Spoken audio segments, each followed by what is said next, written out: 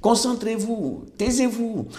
Combien de fois l'enseignant est obligé d'inviter ses élèves à être attentifs, condition nécessaire à saisir pour qu'ils comprennent le contenu de son cours.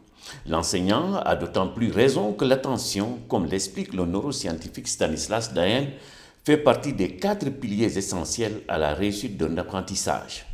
L'engagement actif, le retour sur erreur et la consolidation étant les 3 autres piliers qui complètent la liste. En sciences cognitives, explique Stanislas Dehaene, l'attention est définie comme l'ensemble des mécanismes par lesquels notre cerveau sélectionne une information, l'amplifie, la canalise et l'approfondit. En effet, notre cerveau, par le canal de nos organes de sens, reçoit beaucoup d'informations.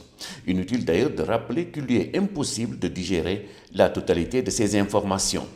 Pour ce faire, il est amené à trier, à sélectionner l'information pertinente et à la maintenir au niveau de la conscience. Mais en l'absence d'attention, cette opération devient difficile, voire impossible.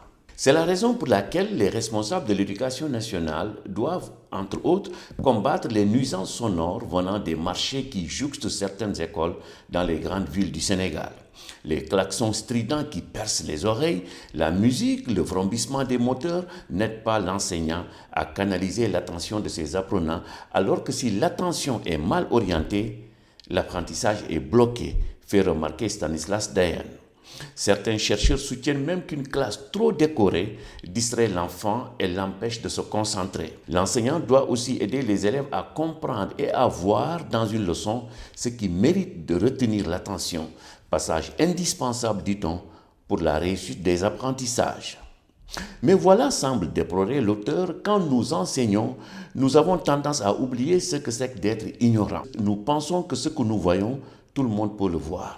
Et nous ne comprenons pas qu'un enfant puisse, sans aucune mauvaise volonté, ne pas voir au sens le plus littéral du terme ce qu'on cherche à lui enseigner.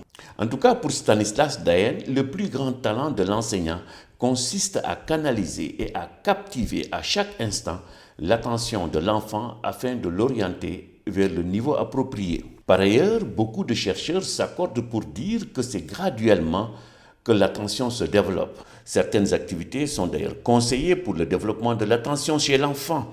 Il s'agit entre autres de certains jeux vidéo, de la méditation, de la pratique d'un instrument de musique. Il serait aussi important, si ce n'est déjà fait, que le ministère de l'Éducation nationale forme les enseignants dans la détection précoce des troubles attentionnels.